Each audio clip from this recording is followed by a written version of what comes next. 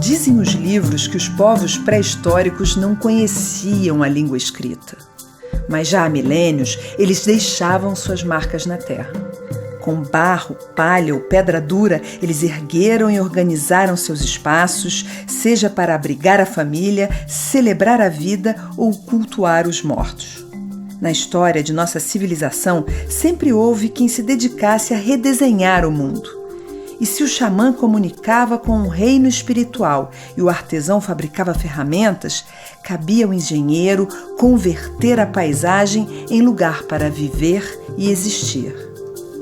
Poucas obras provocaram a imaginação coletiva como geoglifos. Muralhas defensivas, salão de festas ou, quem sabe, palcos religiosos. Mesmo décadas após sua descoberta, o esforço continua para decifrar essas construções monumentais.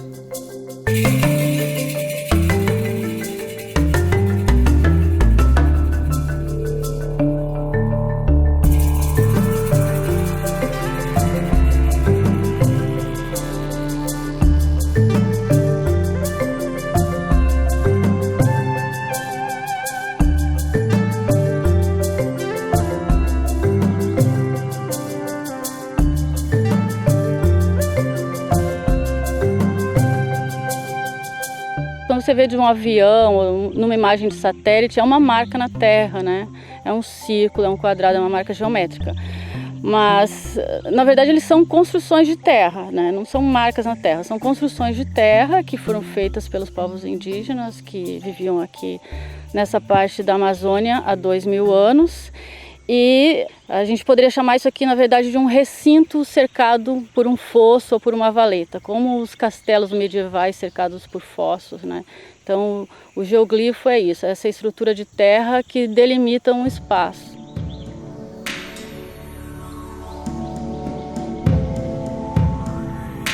Eu acho que existe uma intenção simbólica no formato desses locais, né?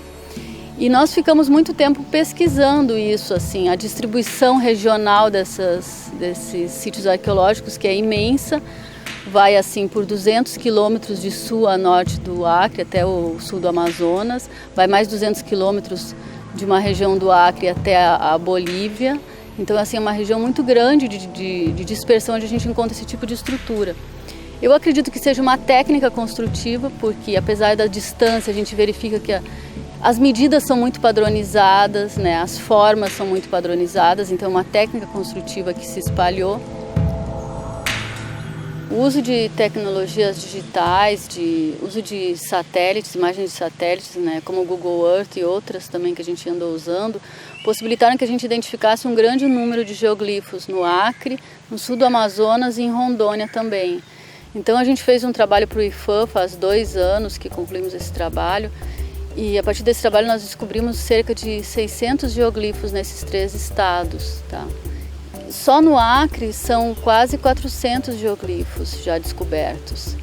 E em regiões do Acre que estão ainda cobertas por floresta, a gente imagina que haja muito mais, porque, por exemplo, na região de Chapuri, que é quase toda coberta por floresta, a gente encontrou num pequeno local de mata, de campo aberto, um geoglifo, né?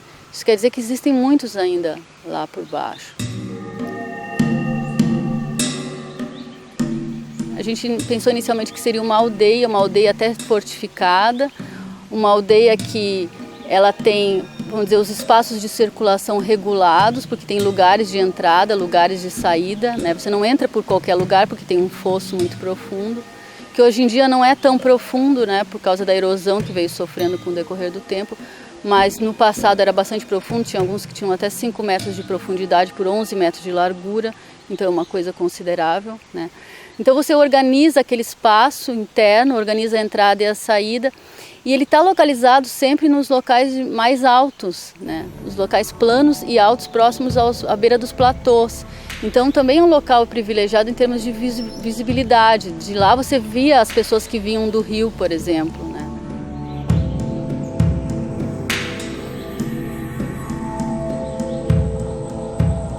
aí é muito antigo mesmo. Porque aqui, quando nós chegamos aqui, dentro desses buracos havia árvore, assim como um homem não abarcava.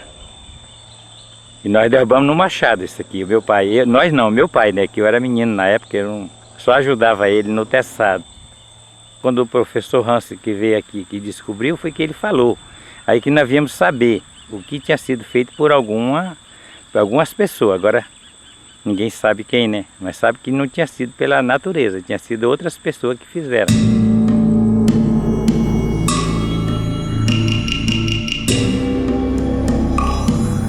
Elas são recintos cercados por valetas bastante profundas, né, que foram escavadas no solo, e parte desse solo retirado foi colocado do lado de fora, formando uma mureta. Então a gente tem uma área que é uma área plana, cercada por um fosso, que é um fosso geométrico, e uma mureta de terra, né? Então, devido à monumentalidade dessas figuras, às vezes quando a gente chega no solo a gente não percebe o formato dela, porque pode ter de 100 metros de diâmetro até 300 metros de diâmetro. E quando a gente vê de cima, parecem uns desenhos que são feitos no solo realmente, né? E seguramente a gente tinha os engenheiros ali, né? Algumas pessoas que iam comandar isso aí tudo, iam dizer como fazer, iam ser mais capazes para fazer as medidas, que eram mais, vamos dizer, tinham um talento natural e tinham um conhecimento, já tinham feito isso em outros lugares e comandavam as pessoas para fazer esse trabalho. Eu acho que a técnica construtiva, ela se sobrepõe à função do local, né? Então, é a mesma coisa que a gente tem na nossa sociedade, as nossas técnicas de engenharia para construção. As nossas técnicas de engenharia nos permitem construir shopping centers, igrejas, casas, edifícios, apartamentos, né? Coisas diferentes. Então eles tinham técnicas construtivas para fazer esses geoglifos e utilizavam eles para motivos diversos, dependendo do local. E adaptavam eles de acordo com o local. Tem uma questão que quase todos os geoglifos eles estão próximos de algumas fontes de água. Então eles podem ter utilizado água de alguma forma para amolecer um pouco o solo, né? Mas primeiro eles retiraram a parte mais vegetal do solo, parte superior do solo, e depois eles cavaram aquele solo que é extremamente duro, né? Carregaram esse solo para fora, né? E é um trabalho que deve ter demorado bastante tempo e exigido muitas pessoas, né? Um esforço coletivo muito grande, assim. Não dá para estimar, na verdade, quanto tempo demoraria para construir, porque depende também do número de pessoas. Mas eu acredito que um grupo de 100 pessoas, trabalhando durante uns 3 meses, poderia construir um geoglifo de uns 100 metros de diâmetro, mais ou menos. A questão é a seguinte: como se faria isso dentro da floresta, né? Quer dizer, além de cavar o solo, você teria que derrubar as árvores. Isso seria mais complicado. Mas um grupo de paleobotânicos que está trabalhando na área já descobriu que a vegetação era mais aberta na época da construção, de campo, desmatadas e áreas de floresta, né? Então eles aproveitaram essas áreas mais abertas, onde tinha palmeiras e bambus, e construíram geoglifos nesses locais.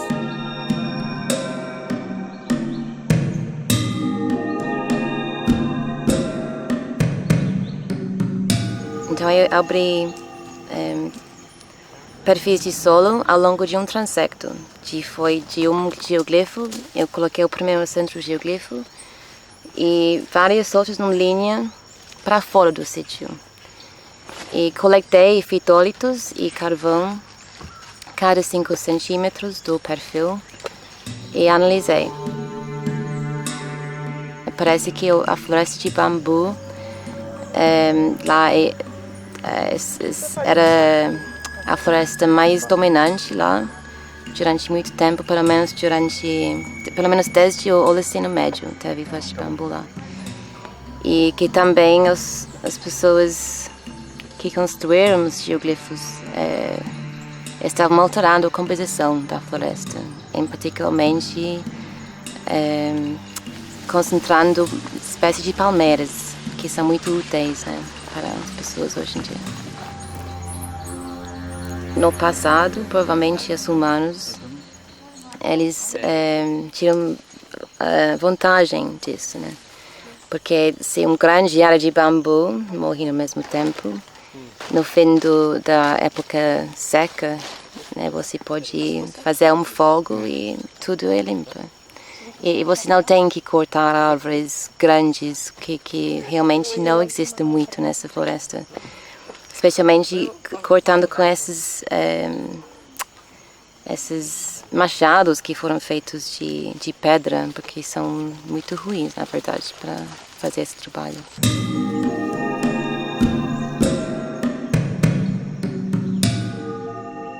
E no momento que eles abandonaram os geoglifos, em torno de 1300, essa floresta começou a crescer novamente em cima, né? Quer dizer, outra floresta, na verdade, começou a crescer em cima, né?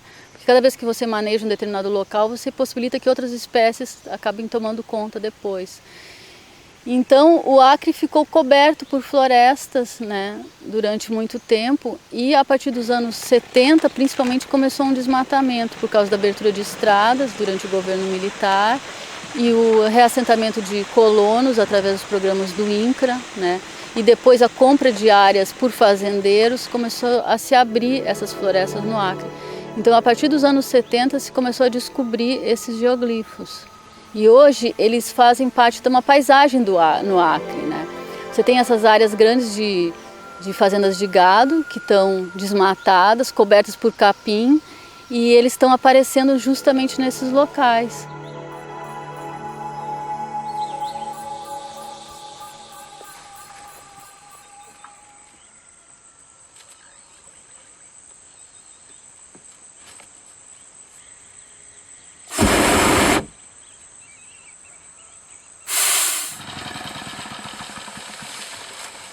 Seguramente essa população aqui estabeleceu uma civilização bastante próspera, porque são centenas já de geoglifos identificados.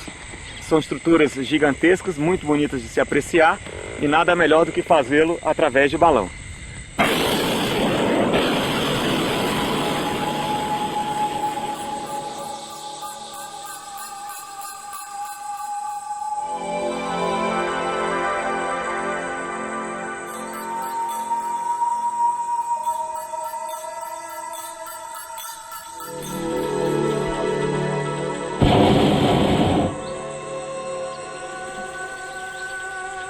E voar na Amazônia representa ver os geoglifos, tem esse antagonismo de estar também sobrevoando florestas, mas principalmente as fazendas. As fazendas foram importantes nesse processo porque graças às fazendas os geoglifos foram revelados.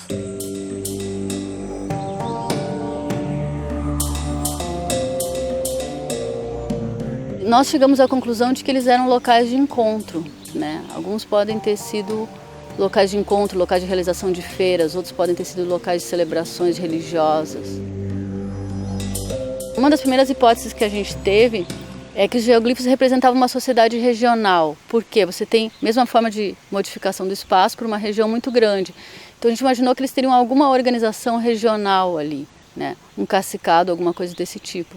Mas depois a gente foi ver que não, você não tem um centro mais importante, né? A coisa é muito espalhada, é muito semelhante ao que a gente vê no Marajó, nesse sentido de que você tem várias comunidades vivendo de maneira mais ou menos independente. Não que eles não tivessem relação entre eles, mas não tem um poder centralizado.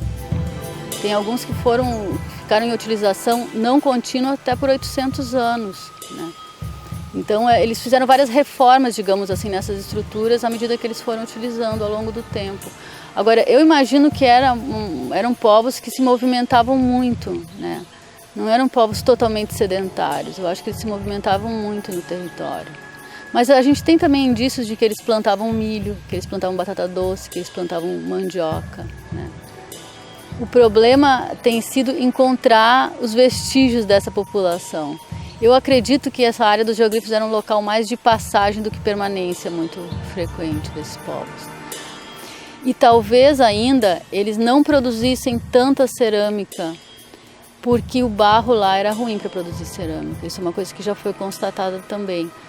Então a gente tem uma cerâmica lá, que às vezes é uma cerâmica mais elaborada, mais decorada, mais bem cozida, e a gente tem uma cerâmica muito mal feita, vamos dizer assim, com barro de má qualidade e feita talvez às pressas, sem um apuro técnico muito grande para ser utilizada num determinado momento e ser deixada para trás quando eles se moviam.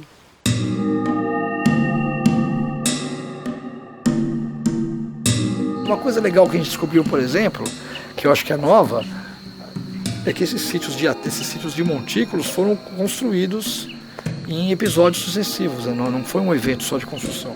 Então parece que eles estavam construindo estruturas permanentes, mas eram populações com mais mobilidade, né? Que eram mais nômades. Mesma coisa com os geoglifos, são estruturas monumentais. Quando a gente pensa em monumentalidade, a gente pensa em sociedades sedentárias, complexas, hierarquizadas. Eu acho que talvez a gente possa pensar em monumentalidade com sociedades nômades, com muita mobilidade. Do ponto de vista teórico, isso é muito legal. Foge do livrinho, da regrinha que a gente conhece e abre outras perspectivas teóricas. A gente tem que fazer teoria nova para explicar isso.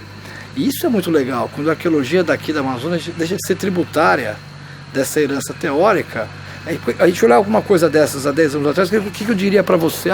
Tem alguma coisa errada com o meu trabalho. Está faltando alguma coisa ali. Hoje em dia não, a gente tem segurança para falar, não, o trabalho está sendo bem feito, o que está errado é com a teoria.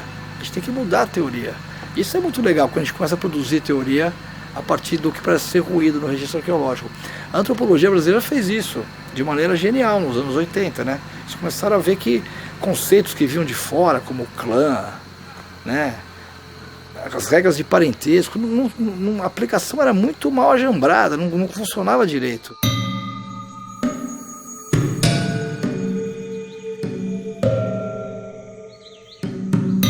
Eu acho que continua sendo um mistério, porque é uma coisa muito diferente do que a gente tem encontrado em outros lugares, né? Na Amazônia a gente está muito acostumado a encontrar terra preta, a encontrar grande quantidade de cerâmica, quando a gente vê... Porque existe um paradoxo, né? Você precisa de bastante gente para fazer aquelas obras de terra, mas isso significaria que você teria os registros dessas pessoas em termos de modificações no solo, na química do solo e na quantidade de artefatos. Isso não acontece. Como é que você tem tanta gente modificando a paisagem, mas onde é que estão os vestígios dessas pessoas, né? Parece que existe uma contradição aí entre essas duas coisas.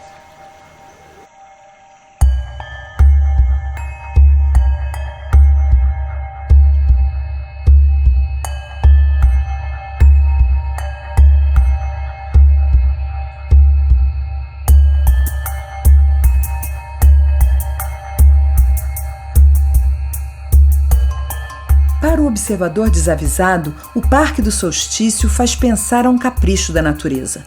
Uma confusão de pedras espetadas no chão, com seus ângulos bêbados como se fossem obra de um artista conceitual megalômano. Mas para os pesquisadores, os megalíticos de Calçoene são frutos de uma engenharia calculada e precisa, e cheia de uma significação que ainda nos resta descobrir. Por muito tempo se tendeu a pensar essas estruturas megalíticas aqui no Amapá como estruturas que estavam já bastante deterioradas, né? Então a maior parte dos sítios tem muitos blocos inclinados, né, em variadas inclinações, e eu acho que parte disso tem a ver com a nossa ideia de modelo moderno, ocidental, né, de que as coisas elas têm ângulos retos nessas estruturas. Até, vamos dizer, o modelo de megalítico mundial é Stonehenge, né, com aqueles blocos bem organizados, bem simétricos, né, bem perpendiculares ao solo.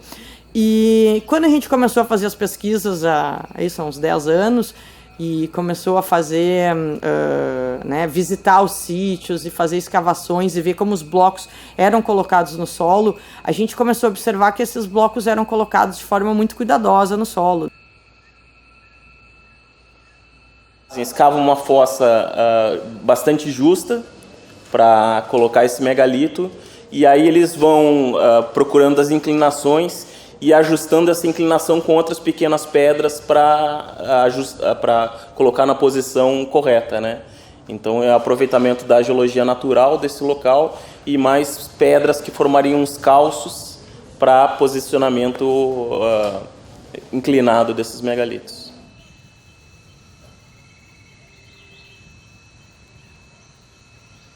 A gente tem que pensar numa organização social, né? A gente sabe que é um trabalho coletivo, é um trabalho que requer conjunto de várias pessoas, e isso necessariamente requer, vamos dizer, um agrupamento social, né, que não é algo, a gente imagina, não é algo que é feito com uma ou duas famílias, né, requer um grupo maior. Tem blocos lá estimado com mais de 4 toneladas, né, então requer realmente um conjunto de pessoas para estar movimentando isso. O João fez certa vez um exercício de pensar os tamanhos dos sítios e onde eles estão localizados nessa região ali em Calçoene, e observou muito claramente que os sítios grandes, eles nunca estão próximos uns dos outros, né? Os sítios grandes, eles têm um afastamento maior entre eles, e no entorno deles tem outros sítios megalíticos menores.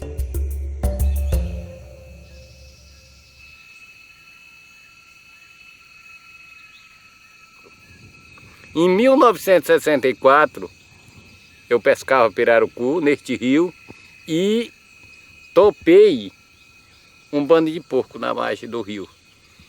E nós saltamos para ver se a gente matava umzinho, né? E foi o caso de eu conhecer esse sítio, que era muito cerrado essa região aqui, e os porcos vieram passar realmente no sítio. Então, o que mais me chamou a atenção, que essa pedra furada, ela tinha um galho de uma árvore que varava por dentro do buraco, o buraco não aparecia. E eu, para não quebrar ela, eu cortei de motosserra de um lado e depois eu fui cortando até que salvar a árvore para não quebrar ela. E não é só aqui que eu conheço essa arrumação de pedra redondo assim. Tem outro lugar que eu conheço também. Os megalitos, na verdade, que a gente vê hoje em dia, então aquele círculo com as pedras erigidas, eles estão marcando um espaço onde ocorrem poços funerários. São poços escavados no chão, eles podem ter de 2 a 3 metros de profundidade, e na lateral dele eles escavam uma espécie de uma caverna artificial, e nela colocavam as urnas funerárias de certos estilos. O que a gente tem nos abrigos é exatamente isso. Então a gente tem uma parte de uma caverna, no caso uma caverna natural, né?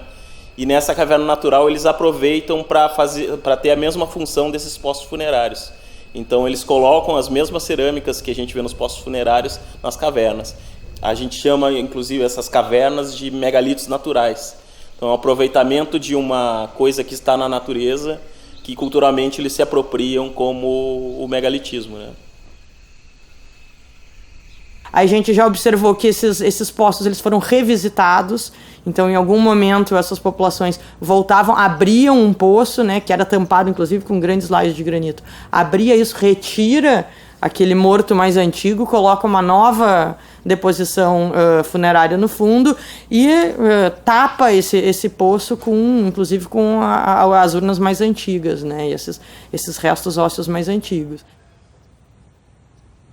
A gente observou também que várias dessas vasilhas são ricamente decoradas, né?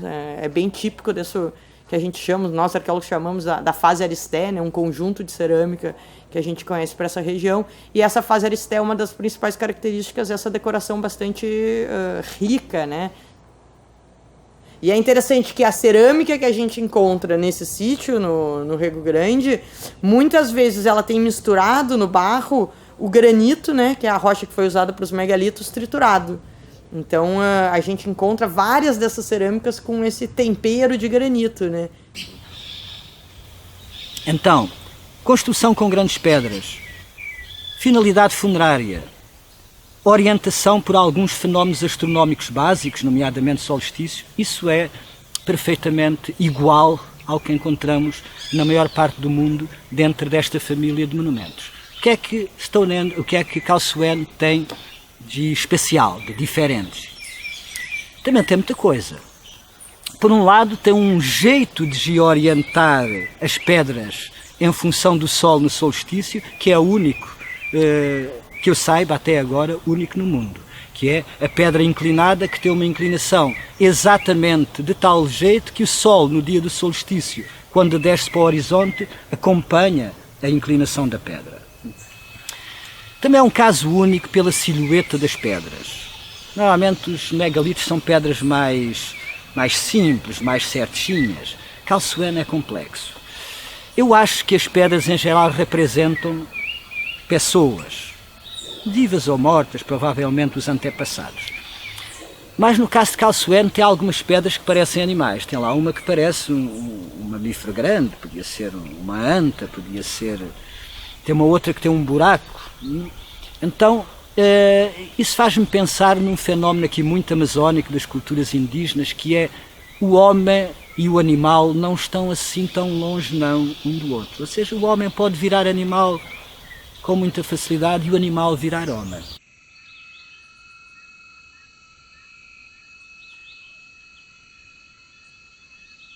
Ali para Calçoene mesmo a gente tem uma data muito próxima de 500 anos atrás e essas datas até 2000 anos não são datas de megalitos, mas estão associadas com essa cerâmica aristé que a gente encontra nos sítios megalíticos, então a gente imagina que pode estar relacionado com, enfim, com essas populações, né, que acabaram construindo os megalitos.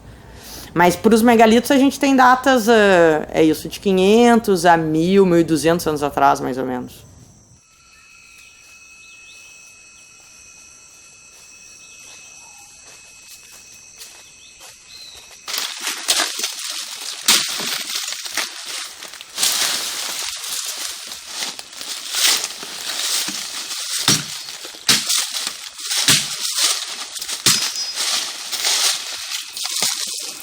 E isso aqui foi feito, né?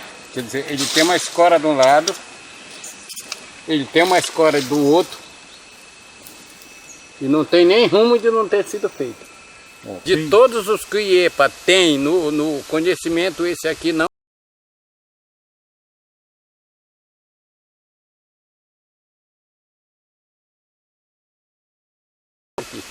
Então, nem eu. Que isso aqui é um marco de um ser humano que foi enterrado aqui, né? Aí eles fizeram esses triângulos aqui, que uma está ao norte, a outra está ao sul, a outra está o centro-oeste. Quer dizer, eles estão, o marco que está é que eles deixaram tudo marcadinho, que o que existe está aqui no meio. E essa escora era para proteger essa pedra grande, que eles queriam essa pedra numa posição só. Então eles usavam essa como escora, que era para não deixar ela vir de vez para cá. Uma proteção que era para proteger quem estava segurando do lado daqui. Então eles queriam ela nessa posição.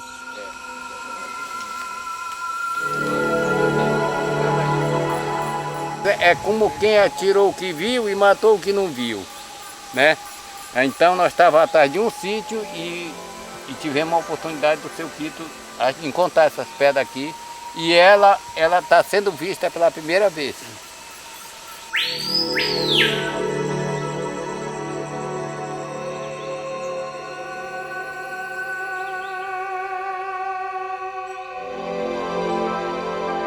E somado a isso, essas observações do alinhamento no sítio Rego Grande com o fenômeno do solstício, né, no período de dezembro, que é quando a gente tem muito claro alguns desses blocos alinhados com o nascer e com o pôr do sol, a gente começou a achar que era coincidência demais, né, isso tudo está acontecendo. Então a gente começou a construir essa ideia de que esses sítios eles não estão se destruindo, esses sítios eles são inclinados, né? Esses blocos eles estão com essas inclinações porque havia interesse em manter isso, né? Então isso nos faz pensar também que se eles estão inclinados, eles estão por algum motivo, e esse motivo é algum tipo de conhecimento que não necessariamente a gente já conseguiu acessar.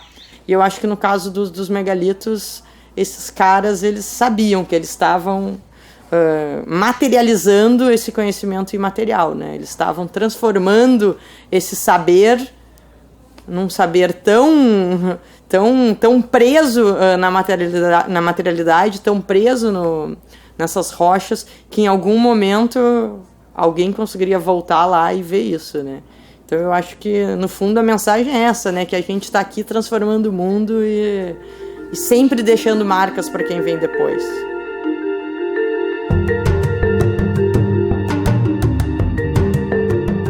De manhã manhã cedinho, os contornos do Planalto Sul do Brasil despontam embrulhados pela bruma. Nem se percebe que debaixo das copas das araucárias descansa uma história milenar. Foi aqui, nessas terras altas, que os povos G migraram serra acima e construíram suas moradias. Tarimbados mestres de obras projetaram verdadeiros condomínios de subsolo protegidos do frio e da chuva. Os arquitetos já se foram, mas suas casas subterrâneas ainda resistem e se revelam aos poucos nas escavações.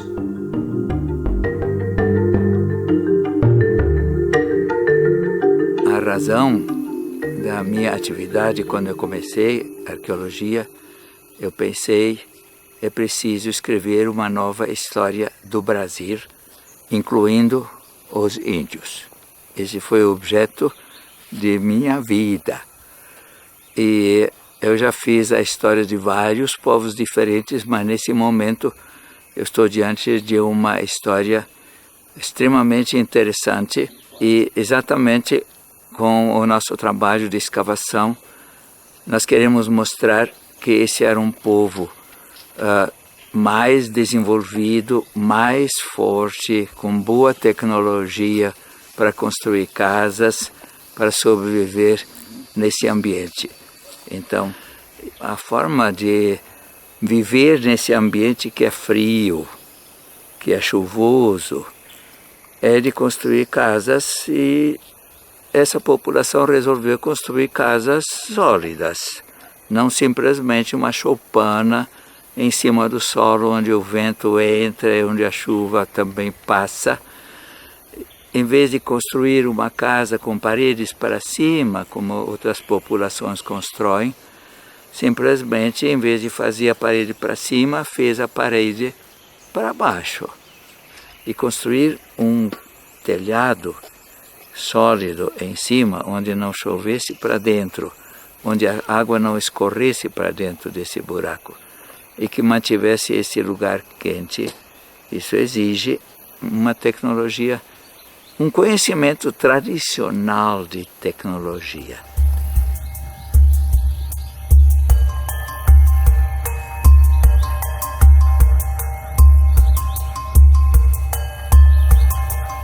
Eles têm capacidade de transformar o ambiente, independente da condição externa, se estabelecer num local e transformar o ambiente, né? Como os humanos fazem no planeta inteiro, né? Seja na Sibéria, seja no deserto do Atacama, no deserto do Saara ou aqui. As pessoas transformam o ambiente e vivem nele de bom grado, né?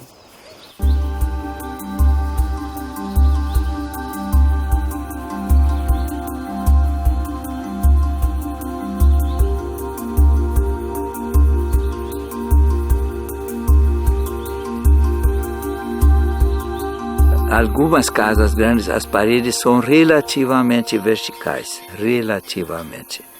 Quer dizer, elas não são absolutamente verticais como nas nossas casas, mas elas têm uma inclinação. Às vezes, as casas pequenas são realmente uma pequena cova, como uma semi-esférica ou uma calota de esfera, só isto. Uma outra coisa também nessas casas, se você fizer uma parede vertical, você vai entrar e sair de que jeito? Então, na casa grande, na casa maior que nós temos, a gente fez esta pergunta: por onde eles entram e por onde eles saem? E na escavação, no perfil da escavação, a gente viu que havia desmoronamento, uma pequena rampa desmoronada, por onde eles desciam e por onde nós, para entrar e sair, também descíamos.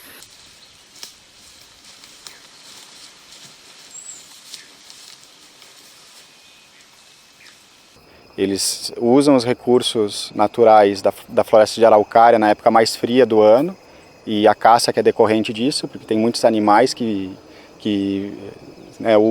se alimentam da floresta da araucária, do pinhão, e na época de primavera e de verão fazem a produção de alimentos. Então eles conseguem ter uma estabilidade alimentícia durante o ano inteiro, sem precisar recorrer a outros ambientes, a outros biomas para sobreviver.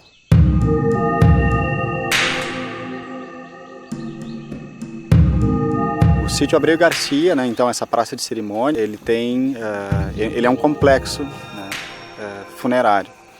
Tem um anel, dentro dele 2 montículos. Do lado de fora dele, para leste, tem um outro pequeno montículo, a uns 50, 80 metros para leste. E para oeste, a uns 200 metros, existe uma casa subterrânea. Bem, ele é uma praça de cerimônias funerárias, né, para rituais funerários. Nós escavamos o montículo central em 2 anos, em 2014 e 2015, e encontramos dentro do montículo central 12 cremações, 12 pacotes de ossos.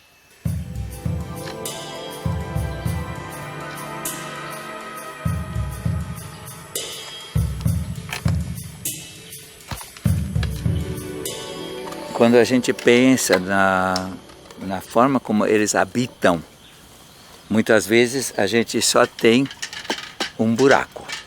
E a maior parte das vezes, mesmo os arqueólogos falam buraco de bugio. Todo mundo conhece, existem aos milhares, em cada propriedade, quase no Planalto existe algum buraco de bugio. E o Planalto todo, no Rio Grande do Sul, em Santa Catarina e no Paraná, parte de São Paulo, foi ocupado por um grupo que falava uma língua G. Antigamente falava Tapuia. Ele tem uma língua que é do Caingangue, que tem, os Caingangue atualmente são 25 mil aqui no sul do Brasil, nos grupos mais fortes que existem. E existe um outro grupo que se chama, hoje em dia, Xoclém, que antigamente se chamava Botocudo, porque usava um botoque bem grande. Que esses povos migraram da borda sul da Amazônia para o que é o sul do Brasil hoje, saíram de lá por volta de 5.000 anos atrás, chegaram aqui há 2.000 anos. Era uma língua só, né? Por volta do ano 800, né, da nossa era, essa língua se separa em 2 grandes ramos. Então esses construtores de todas essas superestruturas, essas estruturas monumentais, são um antepassado comum desses povos, né? Os povos G do Sul, eles são conhecidos pelos trabalhos de engenharia de terra, né? As casas subterrâneas aparecem há 1.800 anos, eles movimentam grandes volumes de terra para a construção das casas. Esses pequenos são pequenos, dá para fazer matar. Nós estamos escavando com a enxada. A enxada, quando manejada com muito cuidado e raspando, e ela é mais eficiente para eu enxergar e não estragar o que está pela frente. Por isso que nós usamos a enxada bem afiada, mas raspando como se estivesse fazendo a barba. Assim. Então, qualquer carvãozinho que aparecer, você consegue enxergar e consegue recolher. Além disso, nós fazemos ainda uma revisão. Dificilmente um carvãozinho escapa do buraco.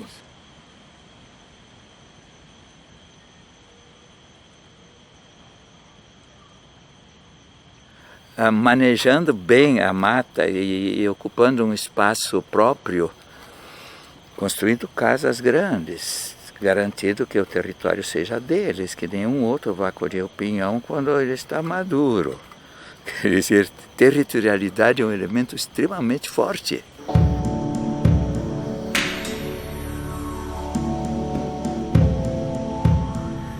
A araucária é uma árvore bastante importante para as populações G por uma série de motivos, né? Se a gente pensar do ponto de vista econômico, ela é muito importante porque ela produz o pinhão, que é extremamente rico em carboidrato. Eles estocam pinhão, né? O pinhão, as diversas variedades de pinhão podem ser colhidas durante 11 meses do ano. Existe uma grande safra de pinhão que é no outono, né? Mas as diversas variedades produzem sementes novas praticamente todos os meses do ano. Então eles têm uma garantia de alimentação durante todo o ano.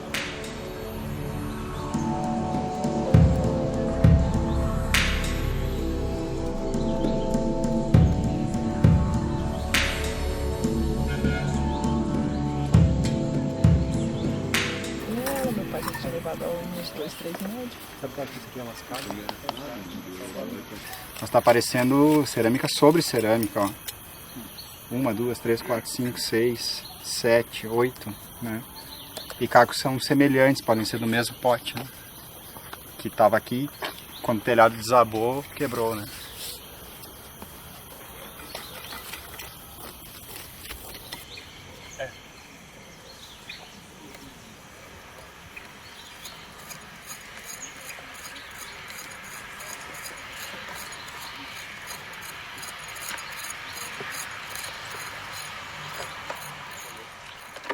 Os estudos de paleoecologia que já são clássicos para o sul do Brasil, eles atestam, né, uma rápida expansão da araucária entre o ano 900 e o ano 1000. Né, em questão de 100 anos ou 3 gerações, a floresta praticamente toma conta de todas as áreas de campo.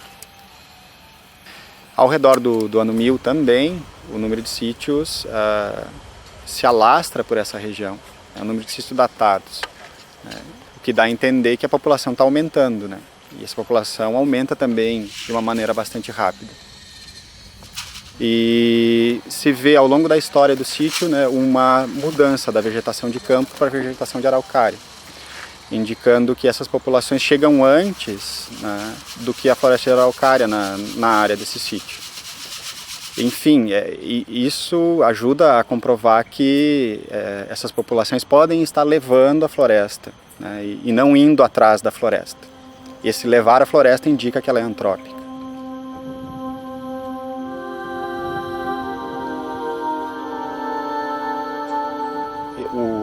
Esse momento em torno do ano 1000 está nos mostrando que passam a existir lideranças que são mais fortes do que as anteriores. Não que a hierarquia não existisse antes, talvez antes existissem diferentes tipos de líderes, né? A nossa hipótese, ela começa a ser construída antes do ano 1000, né? E ela tem a ver com povos que vêm de fora. Os povos G já estão aqui há pelo menos 1.300 anos quando os Guarani chegam. Eles são os senhores desse local. E os Guarani são os invasores, no caso. Que essa ameaça externa pode ter feito com que internamente os G se reorganizassem e a partir daí essas lideranças começassem a surgir, né? E a expressão de poder dessas lideranças está marcada nessas grandes construções. E no caso dos monumentos funerários, além disso, fazendo celebrações de memória, né? Talvez um cacique que tenha sido muito importante, tenha defendido essa fronteira com os Guaranis há 50 anos ou há 100 anos, continuasse sendo celebrado muito tempo, né? Enfim, 50 ou 60 anos depois, porque esses monumentos foram construídos, né?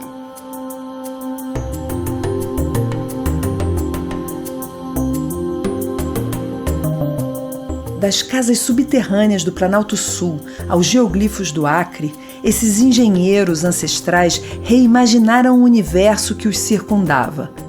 Inventaram lares e praças, converteram florestas em pomares e, com o duro granito, acompanharam o pôr do sol. Com uma tecnologia singela, mas um conhecimento impressionante, decifraram a natureza, domaram ambientes inóspitos e garantiram seu sustento. Assim viveram durante séculos, senhores absolutos de um território em formação, até que outros senhores chegaram de terras distantes e tomaram seu lugar.